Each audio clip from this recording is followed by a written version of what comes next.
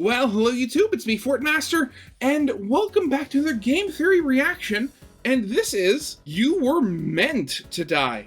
And this is about Finding Frankie, the parkour-based indie horror game that came out, a couple of months ago, didn't it? Yeah, it came out in October, yeah, so at this point, a couple of months ago. I mean, granted, with a lot of these indie horror games, I didn't play it myself. I have watched a fair number of people play it, though, and from everything I saw of it, it seemed to be really good. It very much breaks the mold as opposed to like the normal indie horror game where you're either seated like completely immobile or it's basically a puzzle-themed walking simulator. I mean, I know I've seen a few people complain about it online saying, oh, it's not good or anything like that. But I mean, just new ideas are always good to at least try out. But going on to the whole thing where you were meant to die. I want to get this be going, because thinking back, so I remember I watched like Super Horror Bro and his playthrough and his like behind the scenes sort of stuff where he broke the game and kind of like did some sneaking around behind the scenes. And I know that not everything is kind of as it seems, because for one, all of the contestants too at the beginning of the game, they're all dressed the same, so you have trouble telling who's who. And if I remember correctly, there's one contestant that before everything starts, he kind of like sneaks away from the start line and walks into the room that you start in. And then there's the whole thing that, spoilers, at the end of the game, even when you do beat the boss, like, you still fall into the pit, and into like the flaming pit and potentially die that way, yet you still somehow meet other Frankie, the one that's more normal, and like claim the prize money. So there's the potential that that guy, since, they're all wearing the same thing, he kind of like snuck around and just kind of, pretended to be the you that won, which also brings to the whole thing that technically any death that happened in the game could potentially be canonical. So I mean, that's kind of freaky. And then there was this whole thing with like the CEO's office talking about an apartment, and like in the apartment flashback, there's like a room with like CCTV cameras full of stuff. Full of feeds from Frankie's place, and then there's even another one where you find like, well, that's the thing, like all of the creatures you see in the game, like they're not like, well, at least seemingly, they're not like people stuffed into like weird mutant bodies, or they're not like the souls of kids trapped or whatever. They seem to be actual literal robots that are being remote controlled, because you find this one part in the game where like you see them like leaning against the wall and they have notes on the walls behind them like, oh, returning next season, not returning next season, and like, well, returning question mark, that sort of thing. So yeah, I can very much see this whole thing being orchestrated some way. I just don't know how or by who, because I know, if I remember correctly, there was this whole thing, Frankie started out as a cereal mascot before being turned into the trampoline park, and then there was something with the CEO that happened. I honestly can't remember. So yeah, I mean, probably might as well start this then. So yeah, of course, as always, original videos linked in the description if you haven't seen it for some reason. Corner video link to my film theory reaction. And yeah, with all that out of the way, let's get this thing started then, shall we? I have found Frankie. After just one visit to this deadly trampoline park, it's become clear that this show wasn't made to make money or to entertain viewers as they watch people meet their gruesome ends. It was made with far more personal intent, and we fell for it hook, line, and sinker.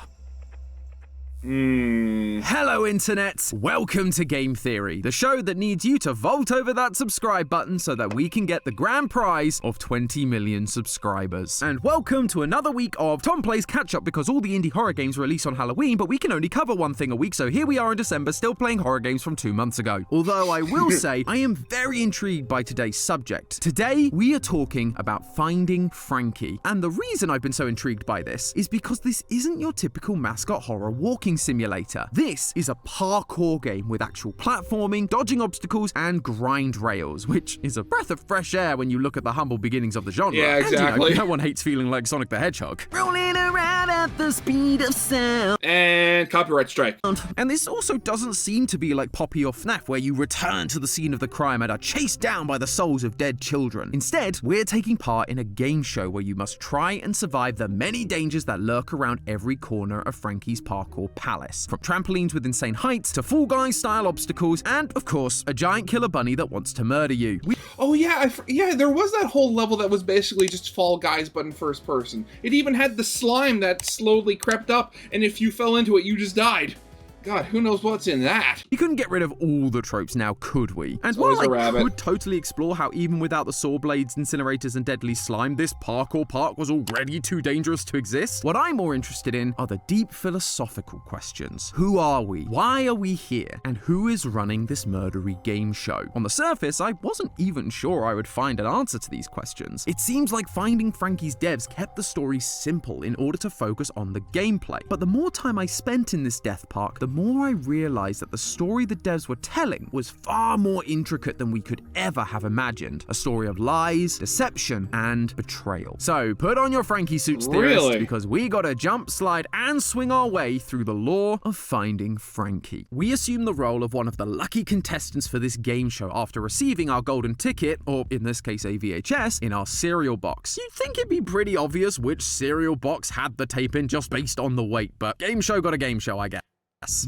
I mean, I could potentially see it just as, you buy the cereal and the bag in that one box is significantly smaller than the normal ones just because, to make up, to cover up the weight of the table. Now, you and the other contestants have arrived at Frankie's Parkour Palace, ready to race and survive whatever the game throws at you, hoping to win the $5 million cash prize. But after the other contestants are instantly killed by Frankie, we realize this might be harder than it looks on TV. Throughout your parkour challenges, you are constantly avoiding death at the hands of the show's mascots, Frankie and Henry Hotline, or, just falling to your death. I'm disrespecting you! No. Eventually, though, we meet the guy running the show. He looks similar to Frankie, but slightly less murdery, though the constant toothy grin is a little unsettling. Though I will have it, going back to when I watched people play this, I do love the fact that, his mouth actually moves. I don't know, maybe it's just, the cheaper, shovelware games that you see that YouTubers play sometimes, but, I don't know how many times I've seen the mascot horror mascot where they'll talk or make noises and their mouth just doesn't change shape. This is other Frankie, and he tells us that the show is going bankrupt, with this being the last season, spurring us on to keep playing the game. Like we have a choice. After even more deadly parkour, we finally go head to head with the real Frankie, only for all the platforms to disappear beneath us and for us to fall to our deaths. Or so we thought! In typical TV drama fashion, somehow we escaped our descent into the incinerator and go on to claim our well-earned prize money. But other Frankie has other plans. You came along for a star, but stars don't just leave after a season, do they? And that is where the game leaves us. Like I said, it's a pretty simple story that sets up future sequels in a way that makes sense. However, there are still plenty of questions left for theorists like us to try and solve. For starters, how and why did the largest trampoline park in the world become this deadly game that we find ourselves in? Well, if you're willing to pause your parkour shenanigans. Yeah, I mean, I would have just called, horror game shenanigans. You don't really need a very strong connecting thread to make something into a horror, because, horror game. For just a moment and take a closer look around the environment, we begin to find our answer. One of the TV screens tells us that Frankie's originally started as a cereal company owned by two brothers who decided to sell the IP so that the franchise could expand and become the worldwide phenomenon it is today. I suppose that explains the whole cereal box aspect from the beginning of the game. Gotta build your mascot murder empire somehow, but before you get to that TV, there is a staff-only area, and in it, there's a newspaper clipping that tells us who took over the business to help make this grand ambition a reality, a man named Stan Ellie. He decided to expand the brand by adding new mascots such as Henry Hotline and Deputy Duck. He also began building physical locations for the characters to appear in across the US, with the first one being in California, likely the very parkour park we're standing in. It seems like Frankie's Parkour Palace started out as a totally innocent business venture, but it wouldn't stay that way for long. Because of At course the end it of the never game, does. We get a flashback to our decrepit apartment, and we're actually able to move around. The scene Everything isn't is very floating. long, but if you're quick, you can find another newspaper clipping floating in the air. After doing some quick Photoshop magic to lower the exposure, you can read what the article says. Quote, police were called to investigate the newly opened Frankie's Parkour Palace after reports of a foul odor emanating from beneath the trampolines. Just even going back all the way to FNAF, there's always a dead body somewhere, and it's always left there long enough to start to rot and smell up the place. Ugh. Sure enough, when they went to investigate, they found an old animatronic with a child stuffed inside. What? Wait, that's a different franchise. The police did find a Oh dead god, body. that would be absolutely. I don't know, like what's more terrifying, like the actual dead body or just the fact that FNAF is infecting everything. Although the identity has been kept a mystery. You can actually find where this happened in the trampoline section of the game, with police really? tape surrounding the hole in the floor and blood on the support beams. As you can imagine, this wasn't so good for business, and so Frankie's became abandoned. Although, according to one of the TVs in Frosted Peaks, in 2001, someone had a bright idea that very few characters in indie horror franchises seem to have. They said, you know what, let's lean in, use the news in our favor, and turn this now defunct death park into a death game. You know what they say, a crisis is a bad thing to waste. And I mean, if you could use this crisis to like do a complete like left turn or 180, however you want to say it, into a completely new money-making venture, I mean, I guess it could work. And I mean, actually, FNAF did that also. I mean, what in FNAF 3 there was whole Fazbear Fazbear Frights, the horror attraction. Though actually, wait a second, thinking, was it ever confirmed whether it was Fazbear that ran that, or was that just something that was run out of a carnival or something? I honestly can't remember. Way to take advantage of the SEO there, guys. So now we have a rough timeline of events. Serial company sells the IP, makes a parkour park, someone dies, and the franchise becomes a murder game show. Now, here we are, part of the 57th and final season of the show. And clearly, we're Wait a second. 57th season. Jeez, okay, so the show has been going on for a while.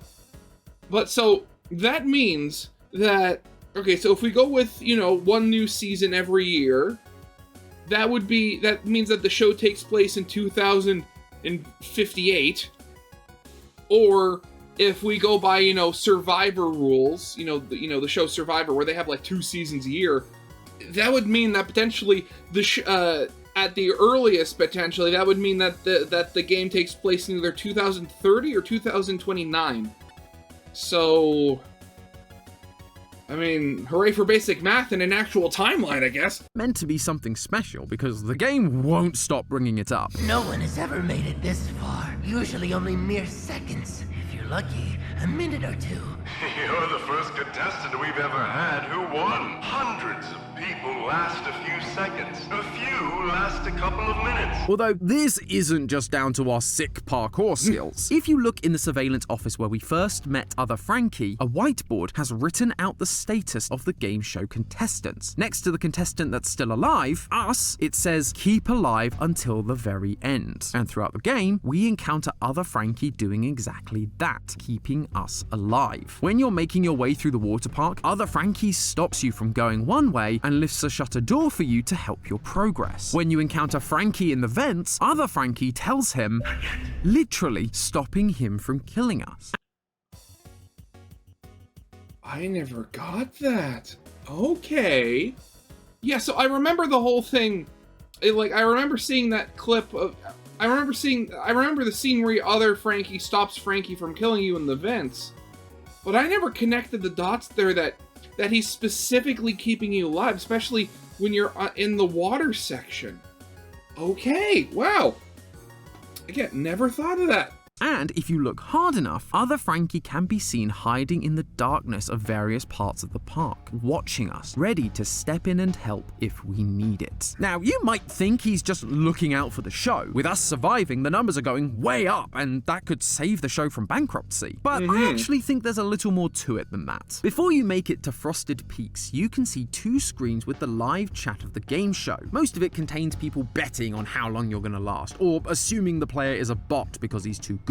But there's one comment that's How would that work? I thought this game show was supposed to be happening in real life. Stood out. It's the only message not in all caps, which if you've been part of any live stream, you'll know immediately means something weird is going on. Well, I mean, that being said, I mean, I have live stream a couple times, granted, you know, nowhere near, you know, this amount of engagement. But I mean, you know, I haven't really had that many people, you know, actually use all caps. I mean, granted, I mean, I'm playing Undertale Yellow, so I mean, different experience entirely, but you never know. But more importantly, the message says, I know it's you. Where is my brother? Unlike all the other messages, this one is aimed directly at us, the player. Our identity is also brought up again at the end of the game when you return to the title screen. On it is now a sign that says, be back soon. Underneath that text, though, is a code. Specifically, this is known as a pigpen cipher. It's a type of substitution cipher that replaces letters with shapes based on grids like this. I'm definitely gonna have to look that up. How does that even work? Because I can see the whole, you know, depending on where the letter, but how do you choose which is what of these? Huh. By decoding it, we can see that it says, I know who you are. With all this attention being put on our identity, we have to be more significant to this story than just a guy who lucked out and got the VHS. But then, who are we? That vague chat message asked us where their brother was, which immediately made me think back to the two brothers who started Frankie's. It's the only other mention of brothers so far in this game, so it feels like those two need to be connected, and therefore, who we are must also be connected to them. But outside of that, we don't really have a whole lot to go on outside of the fact that we live in a crummy apartment, and the flashback scene doesn't last long enough for us to really dig around and explore for more clues, which means it was time for some out-of-the-box thinking, or should I say out-of-the-game thinking. By breaking the boundaries of the game, we can explore much more of this apartment, revealing that there's actually a whole second room filled with monitors that are connected to security this was the room I was talking about, Parkour Palace. On one of those monitors, we see the words, Welcome Back S, as well as a piece of paper numbering the seasons of Frankie's show, with the 57th, the current season we're competing in, circled. Finally, above those numbers are the words, Everything Changes, which I'm sure it would if you were about to win $5 million, but we've actually seen this phrase once before. During the Frosted Peaks section, before you start the initial climb, you can take these stairs off to the side and find what is labeled the CEO's office. In this room, we can find a set of documents from an apartment that also has those same words on it. Everything changes. We are the CEO of Frankie's, and the one we read about, the one who took over the company from the original founders, was Stan Ellie. Welcome back, S. Is this why he's being kept alive? Because he's the CEO of the company? I mean, not a great look to kill your own boss. Plus, what better way to get your ratings up while also making sure you don't lose any of the money? You see? Yeah, I guess. I mean, as a CEO, you either give him the money and he doesn't get paid, or you just don't give him the money because, you know, he doesn't need it. He's literally the CEO of the company. Okay. CEO competes, he wins the money, puts it back into the business, and the ratings go sky high. Everything changes because the business is going to win on all fronts. Although, why would he then need to have found the VHS tape? We see stacks of cereal boxes in his apartment all labeled as if he's actively looking for this thing. But if he was the it could be just like a cover story or something like that. CEO, he could just enter under false pretenses. He's the boss. He can literally do whatever he wants. And also... Well, I mean, again, it's the whole thing of, like, if he's the boss and potentially, you know, the first winner of the show ever, you know, that's gotta be he'd most likely be under a lot of scrutiny. So maybe he's under, like, a false identity in his home, and, he bought, quote-unquote, all the cereal boxes to win. So... maybe? So why would he need to be monitoring everything from his home? There has to be something deeper going on here, and what that is becomes a little more clear when you check out the final item floating in the apartment, another newspaper clipping. This time it's about how we, Stan Ellie, were accused of being involved in the murder of one of the original founders, Sean Sykes, and we were being accused by none other than Sean's brother, the other original founder, Michael. So that message about where's my brother, I think we found out who that where came this is from and who going. that body that was discovered under the Okay. floorboards belongs to. Because of these accusations, the company looked to take on a different venture, like, say, becoming a death game, and Stan decided to resign as CEO. Stan, therefore, couldn't have rigged the game in his favor because he's no longer the guy in charge. He'd been shamed out of his position, accused of a horrific crime, and was left with nothing. That apartment contract from the CEO office was likely from his last day in position, finding a cheap, crummy apartment for him to move to after losing his job, because that's all he could afford. However, as we see from the apartment, he clearly had a plan. He set up monitors in his all those apartment monitors, connected to the How much CCTV did of that Frankie's, cost? watching what was going on. Why? To train. We can see the number of other seasons on the monitors. He's been watching for a long time. If he wanted out of this life he was now in, he needed to win big. So he watched and learned. That's how he knew to run sideways and past Frankie at the very beginning where everyone else normally dies. He'd been planning his victory for a while, and now the show is in its last season, putting up their biggest prize ever, $5 million. This would be his last shot at winning big. He'd been preparing for this. So, as we see in the first cutscene of the game, he went out and bought hundreds of boxes of cereal to guarantee his place in the show. And on box 769, nice, he finds the elusive VHS. From here, everything changes. No longer would he be the disgraced former CEO of a tainted franchise living in a crummy apartment. He'd go back to the scene of the crime and he'd walk away back on top once again. So I guess it's a little bit more like Poppy and FNAF than I thought. Except...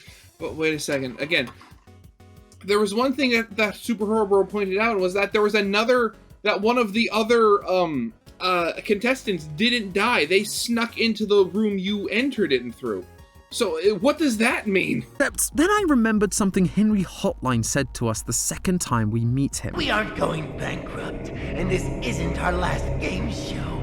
As soon as you're eliminated, 4 new cereal boxes will be sent out all around the world, sitting and waiting for its lucky contestant, just like you. Henry says that they aren't going bankrupt. And I given his forgot head about this explodes scene. right after this, almost as if he's said too much and he's therefore being got rid of, I'm kind of inclined to believe him, which means the entire pretense that this is the final season is a complete lie. But if that's the case, why do it? Was it just to boost ratings? I saw this kind of thing all the time when I was working back at potentially. places like Fox and Disney. If the show isn't getting the ratings, the network might choose to announce that this season will be its last, which can sometimes result in such a boost in the ratings that the network will then rethink their initial plans to cancel it. This happened recently with Yellowstone, which, after announcing the 5th season would be its last, had 16.4 million people watching that final episode, a massive increase compared to the 8.8 million at the start of the season. And since then, Paramount have appeared to soften their stance on whether they will renew for a 6th season. Frankie could be doing the same thing with their viewers, declaring bankruptcy to get more eyeballs on the show. But if the show isn't going bankrupt, it feels like a bit of an unnecessary gamble just for a few more views. I mean, granted, it could have been... I mean, we saw the numbers. They were basically in the floor before. I mean, it could have been potentially... Maybe? I mean, there's still more video to go. Let's see what they say.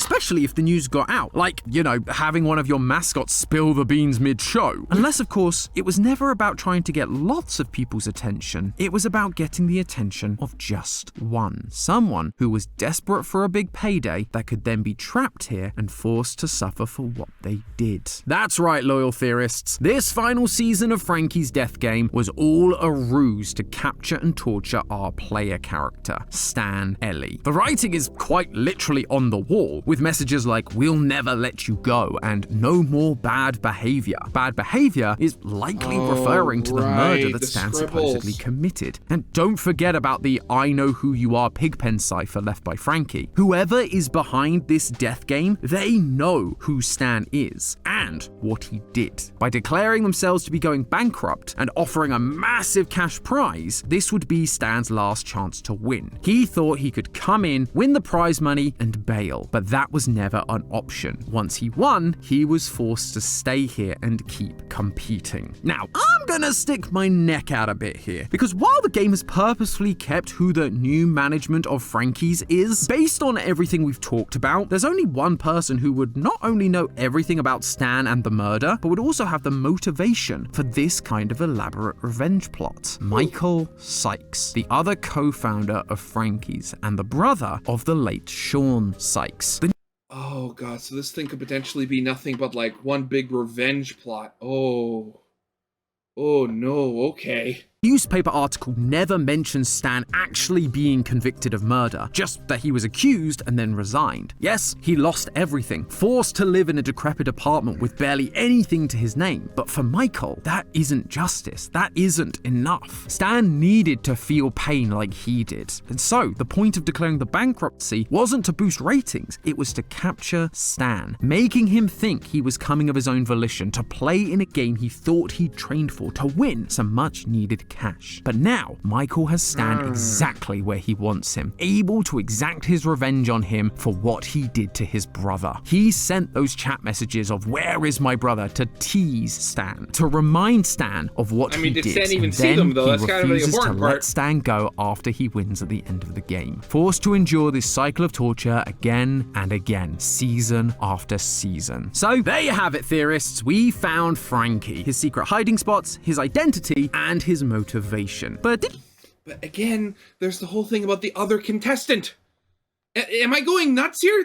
There was the other contestant, right? Did you find the 5 Freddies I hid throughout this episode? Yeah, they're definitely there. Go back and see if you can spot them. And let me know down in the comments where you think they are. Regardless, I'm very excited to see what cruel revenge plots Michael Sykes will cook up for the next season. And I'm intrigued to see how Stan Ellie is going to try and survive, and maybe whether he'll walk away with the thing he wants most, a fresh start. In the meantime, remember, that's just a theory. A game theory! Thanks for watching. So, I mean, if this whole game show wasn't messed up enough, the entire thing, with all of these people dead, was purely, potentially, to get to one man.